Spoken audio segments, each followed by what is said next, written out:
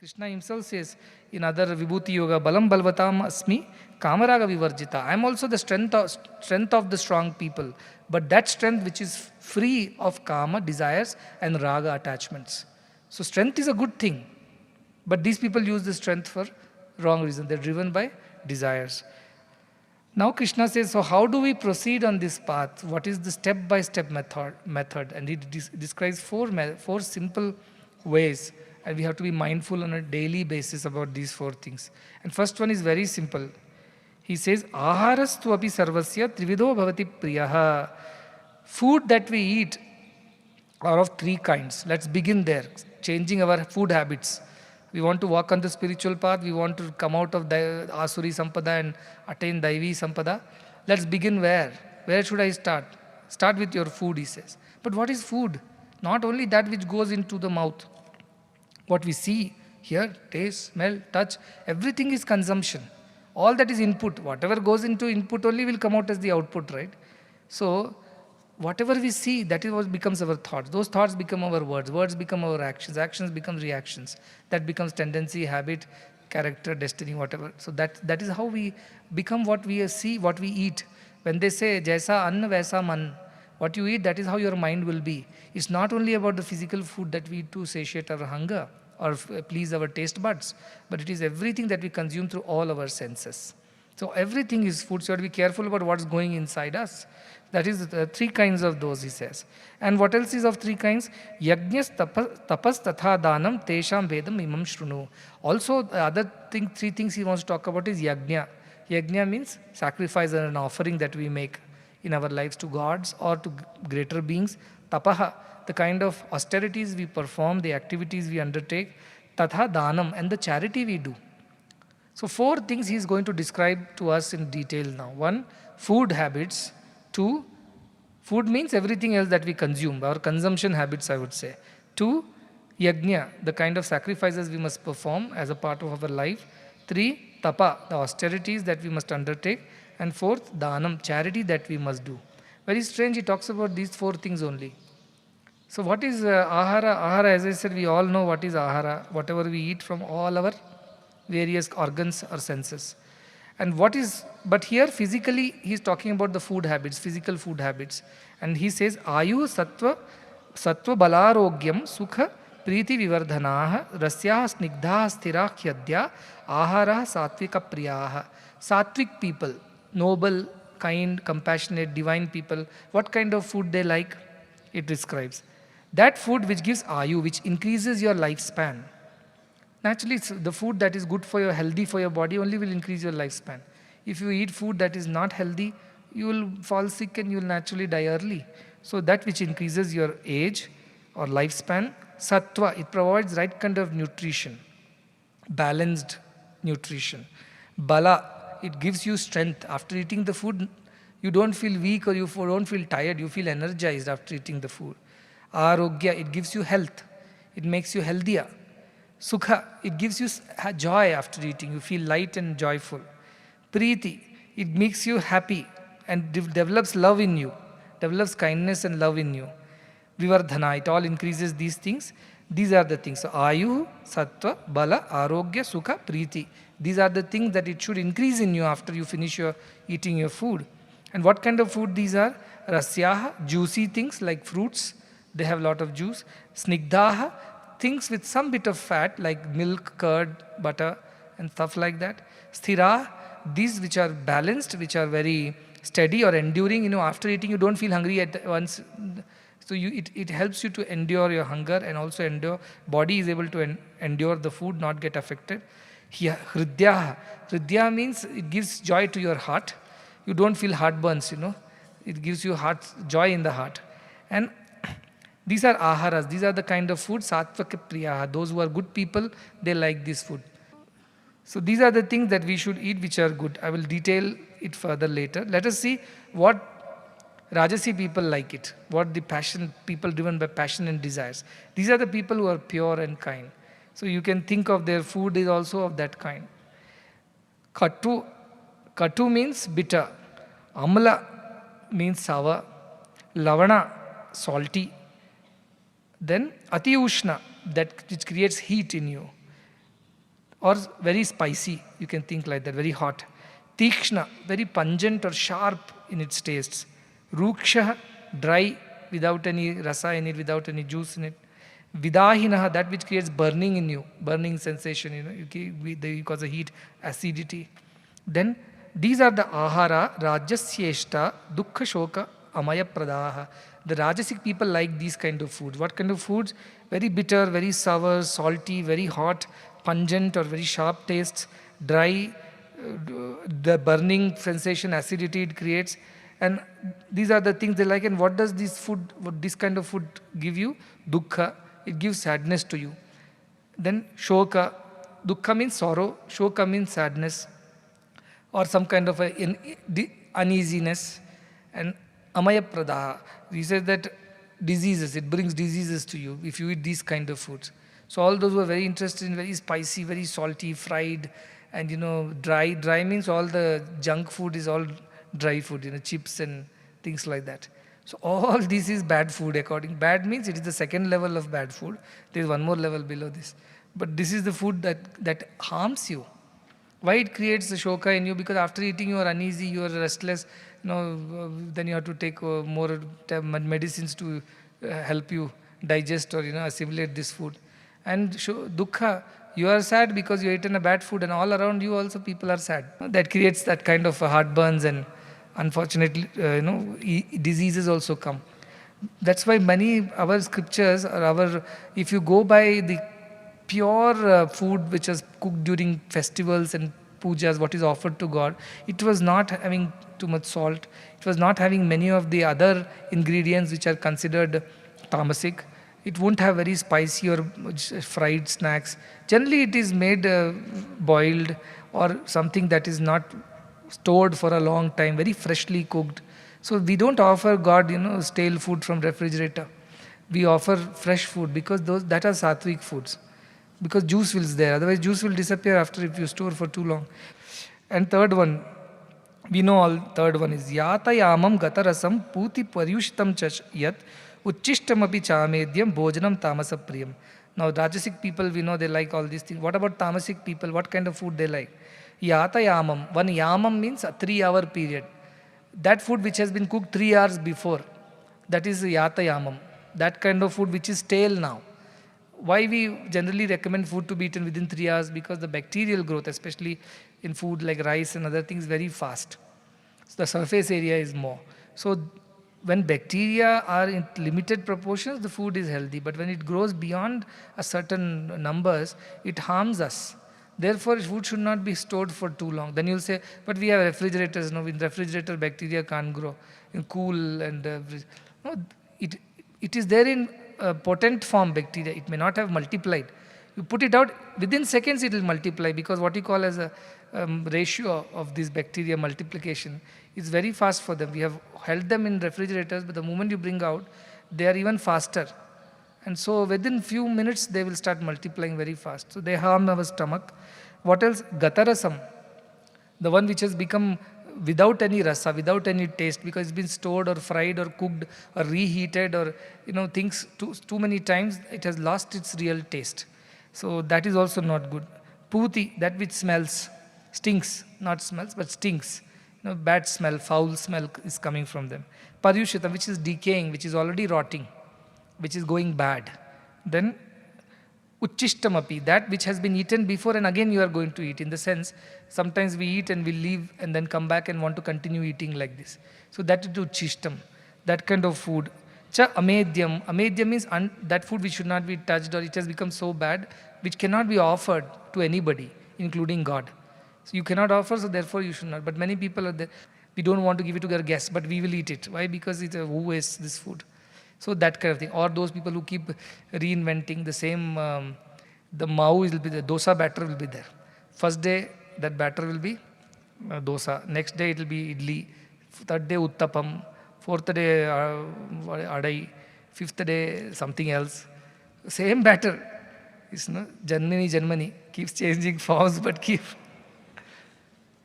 storing. Daily, they don't want to soak. Daily, they don't want to grind. Oh, that's a headache. So what they do, they store once and keep using that batter for 3-4 days. Or worst, buy it from the preservative markets, which has so much of preservatives in it. That these are all artificial way of keeping the food. This is not how our scriptures say. So tamasic people only use this kind of food. Naturally, tamas means laziness. Every day if you have to soak and grind and cook fresh, it requires effort only, no? So all those who store things in refrigerator, when we started our nutrition program, in fact, the first building that was built in ashram was our kitchen, Annapurna kitchen. Way back in 2012 itself, it was built. And everybody thought, why we need a big kitchen? They did not know that so many more people are going to join us and we'll have to cook for all of them. So new kitchen was made. And the first rule was made, no stale food to be given to the students. If the rice is more by the night, send it to Goshalas, distribute it, donate it. No cooking and reheating and kind of modifying it for the morning food. Don't allow that, it's not good. That's the first rule I made. That don't cook more than what children eat, don't waste it, and don't please reheat it or reserve it again. It's not good. It's not good for anybody. So our cooks have to work really hard to give you sattvic food.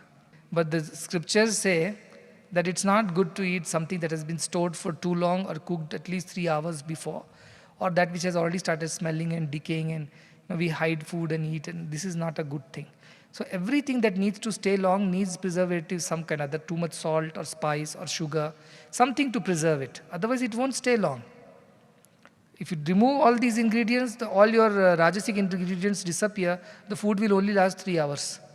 Beyond that, everything requires preservation of some kind.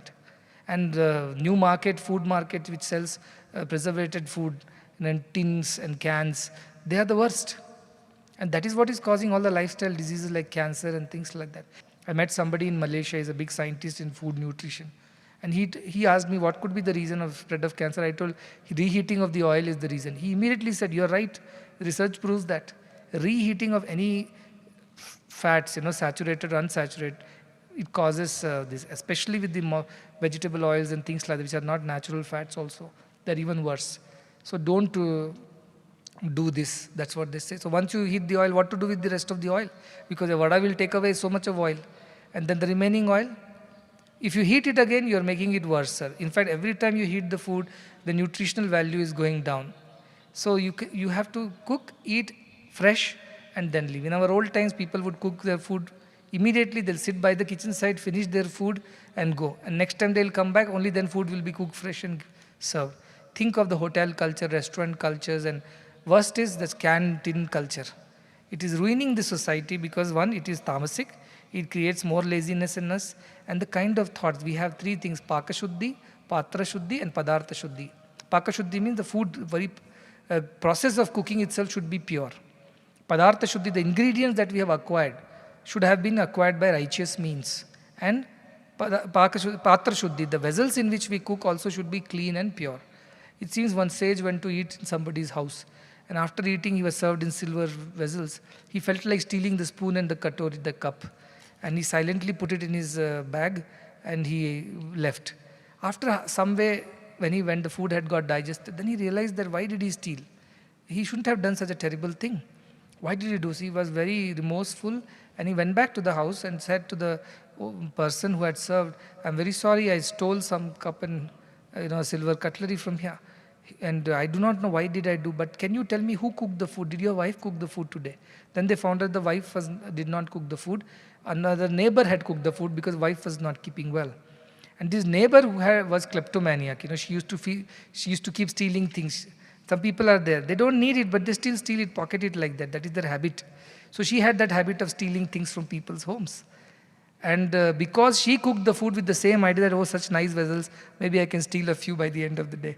And this thought went into the food, and from the food it went into the head of this sage. And he also started stealing. And now you think you go and eat in a restaurant or a hotel outside, cooked by somebody who might have just fought with somebody or had some other terrible thought or watched some terrible thing or had an argument or fight. And that person cooks all the emotions through food you come, because every energy is matter and matter is energy. That's why I tell, pray before cooking to the cooks. We tell them, you have to pray, you have to have a bhajan every morning before you start the kitchen. After that, clean everything first in the morning. Keep vessels clean, place clean. And all the vegetables that we acquire also, see, righteous means. Righteous means goes all the way till organic and farming. So we changed everything Most of our ingredients have been changed into organic ingredients which are grown without using pesticides and other chemicals. Why? Because they are harming the soil, the bacteria in the soil, the environment. So we are trying to be as less damaging to the environment as possible. But some children complain, this red rice is terrible to eat, we don't like it. So I said, yes, but that is good for your health. That is sattvic food. If you polish it and things like that using all kinds of chemicals, it looks nice, smells nice, but it is not nice. It is not good for you. So idea is that we try to remain as sattvic as possible. Sometimes once in a while you eat a little fried thing is okay. But yes, as Krishna says, yukta ahara viharasya, yukta cheshtasya karmasu, yukta swapnava bodhasya yogo bhavati dukkha. What is yoga? Moderation is yoga. Sometimes eat a little pizza, sometimes eat a little ice cream, that's okay. Every day wanting to eat the same thing is not okay. That's not good. Also, how you cook, clean, keep things, the cook's attitude, the cleaner's attitude, the people who have bought the vegetables or the food ingredients, their attitude, all that becomes a part of you sooner or later. So much of importance just given to food. So worst case, I tell you, even if you don't have other controls, at least do Brahmarpanam, pray properly. That whatever food has been offered, I offer it to you, Shiva. Because Shiva took poison and held in his throat and gave us Amrutam. So if there is anything poisonous, anything dangerous, anything not good, let that Shiva take it, purify it and give us back prasadam. So that way at least we will save ourselves the trouble of consuming unwanted, unnecessary, unspiritual things. And this applies to your eyes, ears, nose, everything. The social media is the biggest consumption nowadays. And the way the algorithms have been designed to make you consume more and more and more, you don't even realize that you are playing a puppet in their hands. They exactly know what you would like to see. And they exactly send the next one to you, next video, next whatever article, next input. They exactly know what they're doing with you. We are all being manipulated by these media companies because they thrive on this. All that is consumption. So be careful in what you're consuming, because this tamasic consumption can make you tamasic shraddha, and that will lead you to worship tamasic people, and that is how your whole life will become tamasic, and you'll be born in lower and lower worlds and wombs. Aphala kanksha abhir. So what are the good kind of people that now we have learnt about? Only food. The other thing that next he is going to be teaching us about yajna. Yajna means all the actions that we perform as an offering is yajna. So we offer the action to somebody. Either we offer it to ourselves, we are selfish, or offer it for the company that we work for, or offer it to God if you are spiritual, something like that. So apala kanksha abhir yajnyo vididishto yajyate.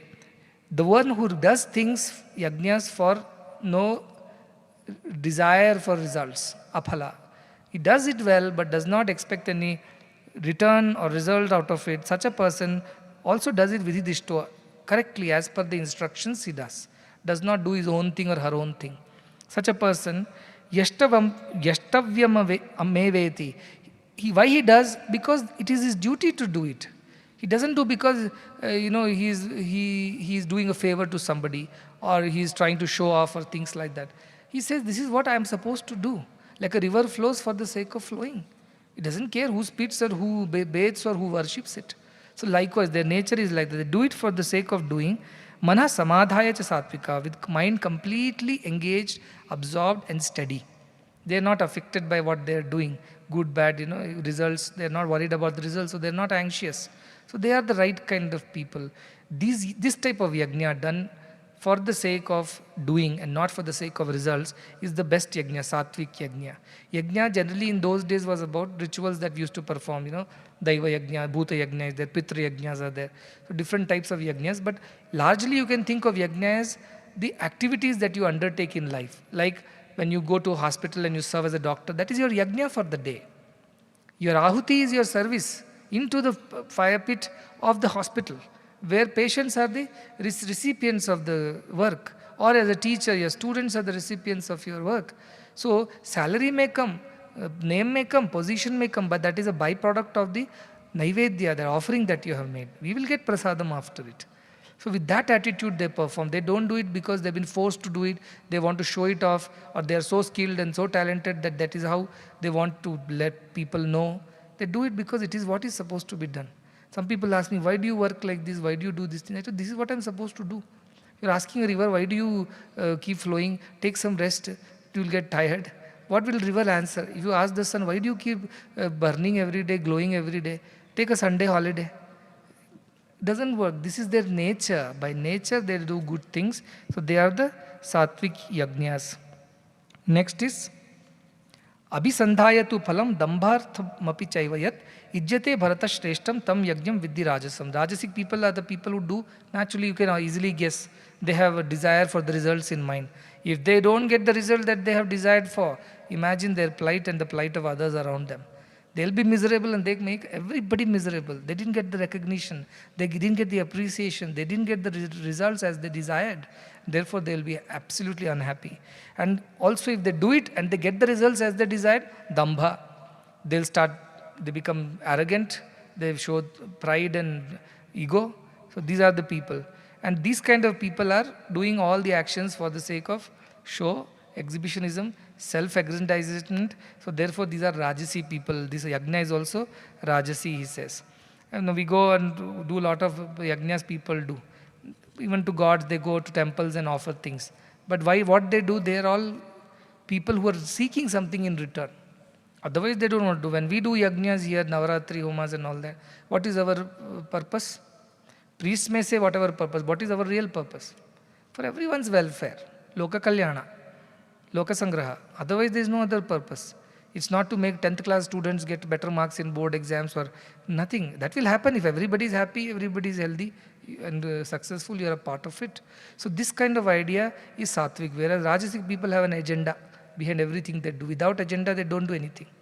So when Rajasic people come and they offer you anything nicely and trying to be nice and kind to you, be careful. There is a hidden agenda behind. Sometimes people think I am very Rajasic. When we do give things free, people think there is an ulterior motive. Something will be there. How can they give free? So they come and investigate, and after digging and digging and digging, they find nothing other than love and compassion. Then they are transformed. They say, this kind of work nobody does in the world. This yajna that we do as educational institutions, nutrition, healthcare or spiritual activities, without agenda, without any ulterior motive, without any eye on the result, very few people, viralohi mahashya, very few people in the world you will find like this. And the third kind of yajna, vidhihinam asrishtannam, without any proper instructions. They do as they please. If the priest says, I need 5 kind of fruits, I manage with 2. I need 6 kinds of flowers, manage with 2. Like they don't care about the rituals. They're very arrogant. They think they know better than all the things. Asrishtannam. After that, they don't even offer prasadam or naivedyam in the food. That's how it is said. There are such people, he says, not necessary. Let's manage with this, whatever we have. So they don't care about the way of it. Don't only think from the ritual point of view. Think from your job point of view or the work that you do. They don't do proper work. Whatever instructions are there, they don't follow the instructions. They do their own thing. And they cause so much of damage. Plus they're arrogant. Nobody can even tell them. Go and advise them. And they're like Ravana, they'll set your tail on fire. So check your tail before you go to such people. Because they're so arrogant, they won't listen to you. And this is not just about doing rituals, even working in hospitals, school, colleges, offices, anywhere. If you have this attitude, you are doing your yajna in a tamasic way. Asrishtannam, they don't do dakshina also. Mantrahinam adakshinam, they don't do dakshina. They don't give dakshina. It means what? Suppose I am a businessman, owner of a business, I have employees. I don't pay them salaries. I don't give them their due. That is dakshina in the work. Of course, the proper meaning here is when you do a ritual, you perform, after you have to give dakshina to priests and everybody. They don't do all these things. And then what they do? Mantrahinam, they don't understand, they don't care about what mantras are being chanted. Means they don't follow any rules and regulations. They do their own thing.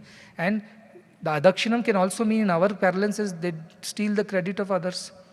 They don't acknowledge others' efforts. They always want to be on top and they only want to be seen. They don't even care about their team members. All these attitude is a tamasic yajna attitude. Then Shraddha Virihitam Yajnam. They don't have any love for what they're doing. They're doing it for their arrogance or even to harm somebody. Not out of love. They don't trust anybody. Even if the people in their team, they won't trust. They'll question them, they'll doubt them, they'll always be suspicious of the motives of others. Because they don't trust anybody, these people. Why? They are not trustworthy, so how can they trust others? A thief will always think everybody is a thief over here. So that is the idea, Duryodhana type. Yajnam tamasam parichakshya. These are the kind of tamasic yajna that we have to think of. Now what? Now is coming to tapa. Ahara is over, yajna is over, now tapa.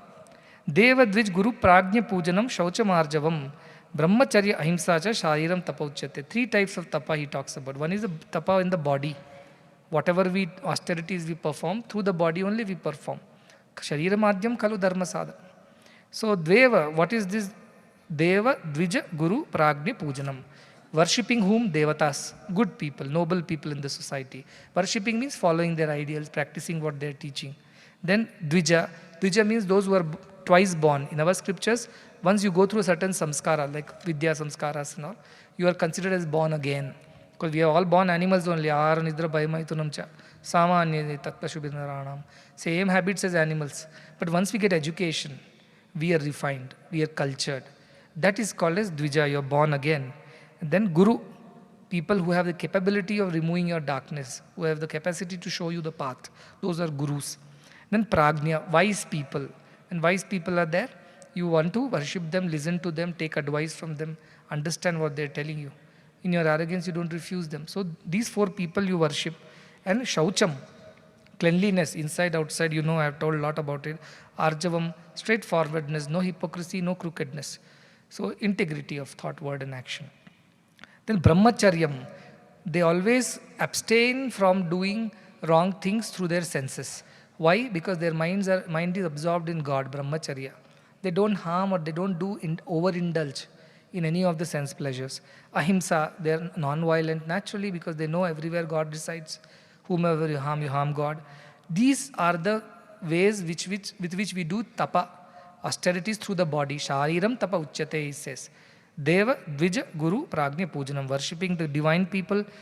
Dvija means those who are twice born, it means those who are educated and cultured. Guru, those who are realized beings. Prajna, those who are wise people. Shaucham, cleanliness. Arjavam, straightforwardness. Brahmacharya, non-indulgence. Ahimsa, non-violence. These are the qualities which you must practice through your body. This is your Sharira Tapa. Not the Tapa that you sit in Padmasana or hang upside down or stand on one leg, Trikona, what you call the Vrikshasana and things like that.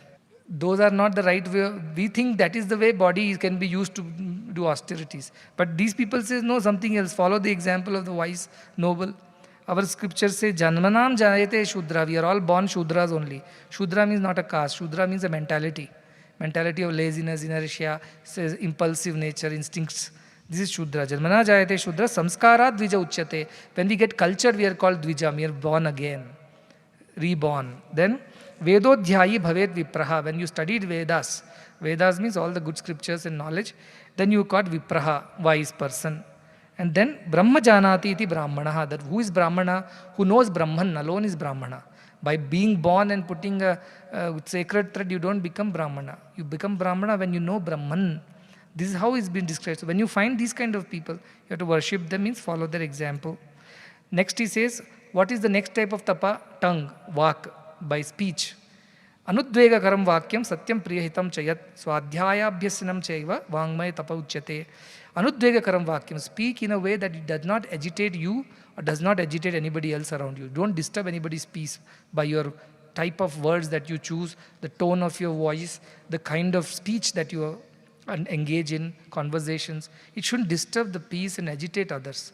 That is the tapa of the tongue. Very important. Then satyam, you should always speak truth, never lie. Then what kind of the priyam? Speak in a pleasant and a nice way. Hitam, that which is good for all. If it's not good for everybody, why go and gossip? Why go and spread a rumor which is not fair, which is not right, without verification, without anything? Is it adding any value? Is it helping anybody? No, then shut up. That may be a better seva than going and opening your mouth. So priya hitam chayat. Swadhyaya abhyasanam cheva. So what else we can use this tongue for? Swadhyaya. Vedas, when we have to study, we have to repeat loudly. Use the tongue for that. Or your singing practice, or as a teaching or learning practice. Use for some right thing. Abhyasanam for other practices. Vangmayam tapa uchyate. This is the tapa of the speech. So don't speak lies, don't speak unpleasant things, don't speak things which are not helpful to anybody. Don't speak in a way that will agitate and trouble others. Rather keep quiet. Maunam is better. Swadhyaya. Practice, use your tongue to practice by repeating chants or verses. And abhyasanam for practicing other kind of things, use this tongue. See, tongue has been, or speech has been given only to human beings. Other beings like animals and trees cannot speak. They can communicate, but they can't speak like us. in words. So it's so important that we have some kind of a control over our tongue, especially when it comes to speech. Other control in ahara, he's already explained that you have to control your tongue. Then he says, Manaprasadaha saumyatyam maunam atma vinigraha. Body is done, speech is done. What is the third kind of tapas? He says mind. Tapas of the mind. What is the austerities of the mind? Manaprasadaha. Keeping the mind always pleasant and happy. No, you don't do things which will make your mind sad. I'm not talking about pleasures. Mind may feel pleasurable even by torturing somebody. Tamasic people will feel great joy. Pleasantness in the mind. They have a pleasant demeanor. Then saumyatvam, softness, gentleness in your mind. No cruel thoughts, no harsh thoughts. Then maunam atma vinigraha. Maunam, silence in the mind. Generally, maunam means we think it's about to the speech. And one may think it's wrongly classified in this shloka. You should have gone to the shloka, the previous shloka, where we talk about our tongue or speech. No, Krishna is very right. He's placed maunam in the mind's austerity. Because we can shut our mouth like in classroom. Fingers on your mouth, everybody is quiet. But mind is running. It's like a torture to keep quiet because mind is at great unrest. So they're not really following maunam. Plus some people follow this vak maunam and they are terrible. They torture everybody. Full time that sign language, writing in handwriting, can't read what is written. Rather speak sparingly, speak few times, speak the truth and then keep quiet again. So whenever you open your mouth, calculate before. What I'm going to speak, is it going to be helpful? Is it going to be real? Truth. So I tell this has to pass through 3 gates. 1, is it true or is it just unverified rumor? So don't speak. 2nd, is it going to help anybody or is it going to harm? 3rd, is it even necessary? Even if it's helping anybody, is it necessary? Not necessary, then keep quiet. So keeping your mind silent is more important than keeping your mouth shut.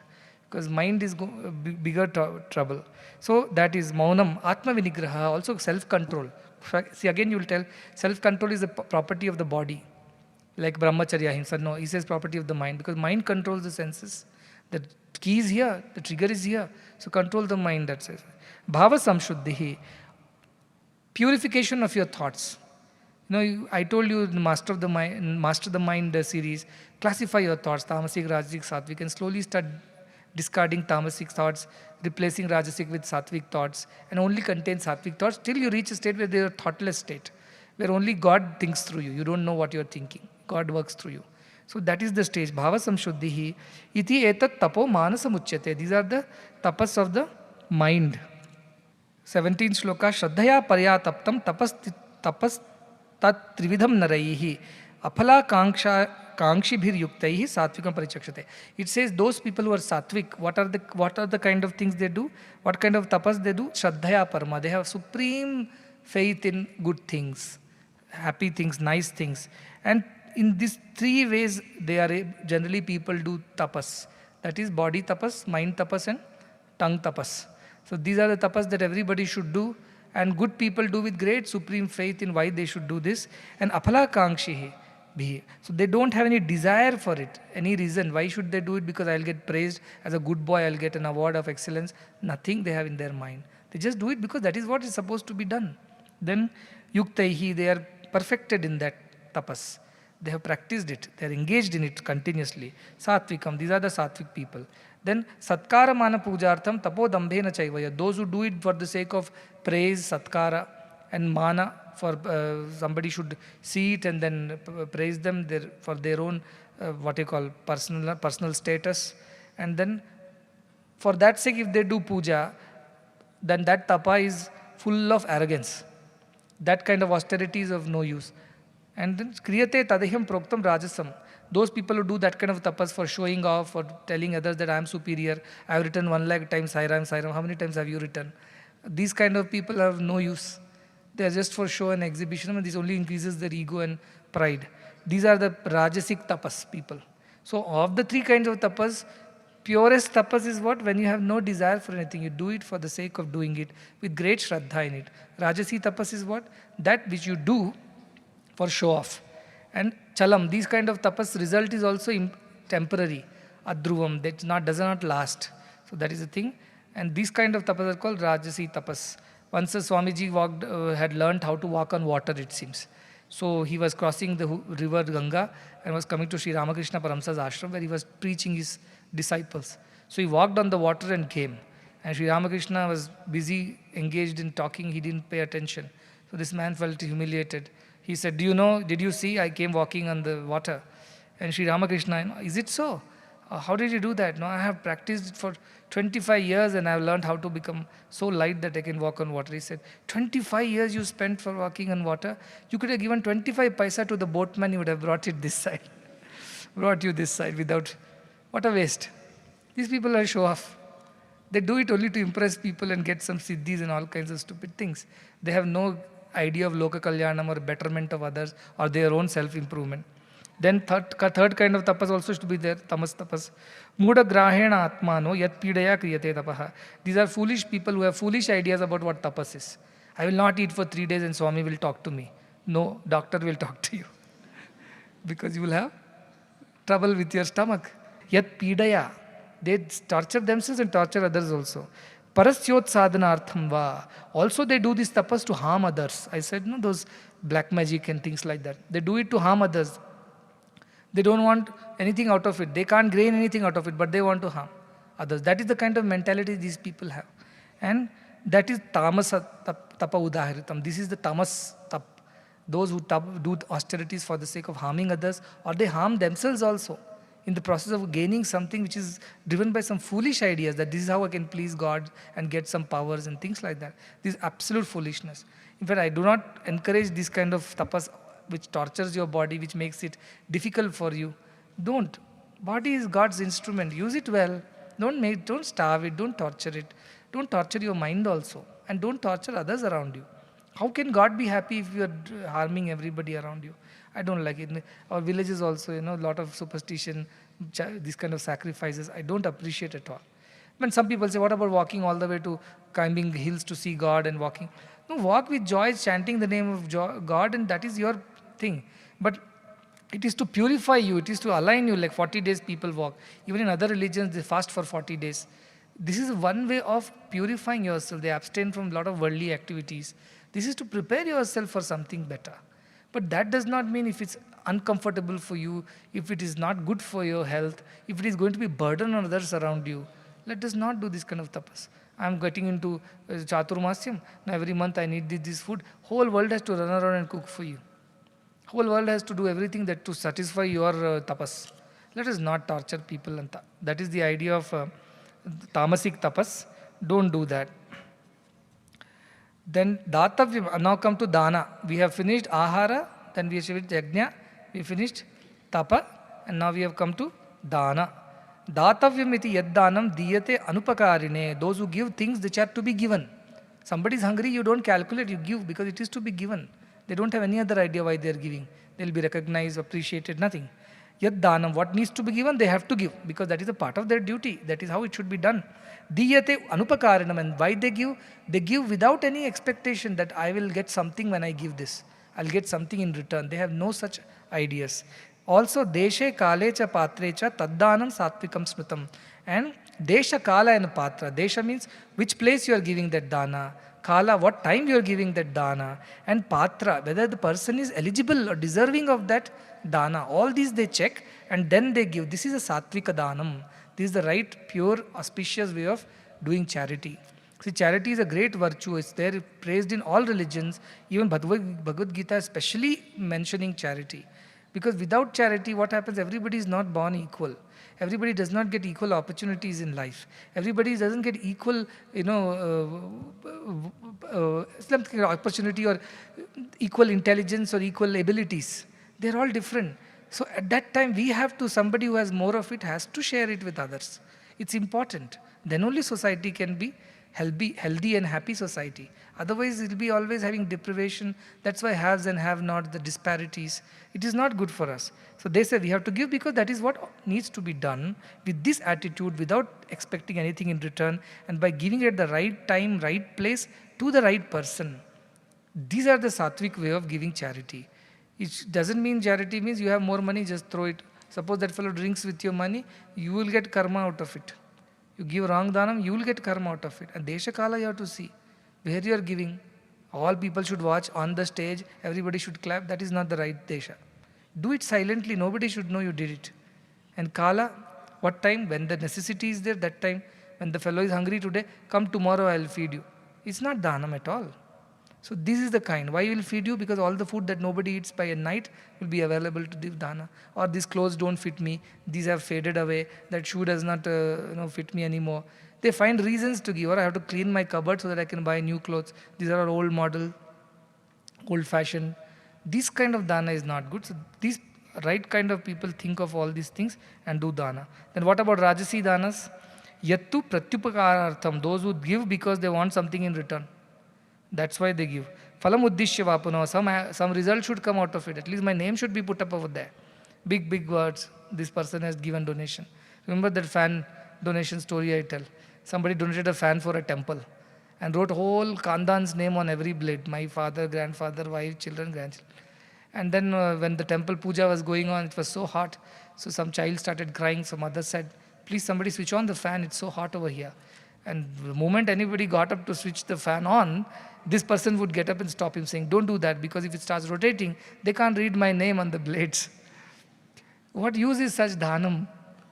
What's the point in giving such dhanam? That is rajasa. They don't give it because they want to give. They want to give it because they will be known as donors or charitable people. Diyate cha pariklishtam. And also when they give with great hesitation and great sorrow. They are troubled by giving. Ask them that you give some dana, that is, they'll get the BP will go up. They're asking dhanam from me. So, and many people are very, very clever. They will announce of big, big things like politicians. Big, big dhanam they'll announce, but later they won't follow up. They won't complete it. All these kind of rajasi danas people do. Third is adesha kale yad danam apatre abhyascha diyate. When you give dana at the wrong place, at the wrong time, to the wrong person, asat kritam avagyatam, without having proper understanding, doing it in the wrong way, without understanding of why you are doing, why you should not be doing, that is a tamas danam udahritam. That tamasam udahritam, that is said to be tamas dana. They are so lazy, they don't even want to find out what is the need, why it should be given. If something is there, and what kind of danam they'll give? Asat danam, not good things. Useless coins, torn notes, which other person cannot even use. They want to get rid of their things. These tamasic people give dana like this. Also at the wrong place they give dhanam, in the sense they want to give dhanam only when they are being praised or seen or known, and things like that. So this kind of dana we should not do. So Krishna is saying dhanam is important to lead a pure life. But what kind of dhanam where there is no expectation of any return? You give it to the right person, right place, at the right time.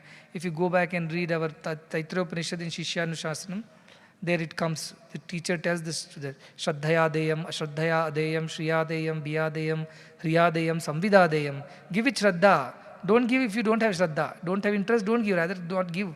Then give with all the terrible face that you make and give. The other fellow feels terrible about it. Don't make somebody feel bad that they're receiving from you. Give it in a way the other person feels good too. Ashraddhaya Deyam, Shriya Deyam. Give in abundance, for it may not be sufficient to for the other person. Give enough, not less. Bhiyadeyam, give it the fear that I have not given enough and that may not be useful to the other person. Hiryadeyam, give it humility. Give it humility, not with ego and arrogance. Samvidadeyam, give it the knowledge of whom you are giving. When I was in Hyderabad, people asked me, what is this dhanam that you are doing, all this, giving free education, health, nutrition? Do you know whether they deserve it or not? I said, yes, we very much know. We go house to house, door to door to find out of which students we should select, whom we should pay for, whom should we sponsor. Great effort is put. Before, when the Marial Narayan scholarship scheme was announced, some people were given complete scholarship. At that point in time, we had interviews, They didn't have this door-to-door investigation. So we just announced in a newspaper and people came in hordes. So when they came, interview was going on. So they used to take, I told interview should be taken separately for the child and the parents. So truth will come out. When the parents were called for interview, they will tell, we don't have anything, we have no income, we are so poor, this and that. We deserve this scholarship. And the child is called, what is at home? We have a bike, 2-acre land, 1 TV, 1 refrigerator. So people misuse dhanam. That's why you have to know whom you are giving and why you are giving. You have to do a lot of research. So this research we do, that is what I told the people in Hyderabad, those are corporate people who were asking me questions. And then about hospital, they tell me, why don't you charge at least those who can afford and not, and give it free to those who can't. I said 85% of our patients come from families which earn only 10,000 to 12,000 rupees a month. Such a person, if he gets a heart problem, which will cost you 5 lakh rupees to get operated, what can I ask that person? Out of your 10,000 rupees, pay me 1,000 rupees, 2,000 rupees for the next 20 years. What do I ask that person? How will he even pay? Most of our patients come from such poor backgrounds that there is no reason I should even ask him. If 10-15% people can afford it, if their heart moves, they will also offer. I've seen a lot of people even in our hospitals. If they don't have money, they want to do seva. Shramadana they do. If nothing else is there, they offer what they have, like farm produce, vegetables and things like that. Even whatever little money, sometimes they want to donate to some patients whose heart is moved. But when we give, we don't give with this idea that we should get something in return. That is not our agenda. So this is how we do dana, and our institutions are the best example of doing dana charity. Our institution is the best example of yajna, ahara, we already explained. Yajna, best examples how we perform our duties. 3, tapa. All these tapas, whatever has been asked, we perform. Dana also, we do it in the right place. If you want to know how to do these things, look no further, just look around you. And you will know these institutions are doing all these things right. We are practicing Bhagavad Gita in letter and spirit.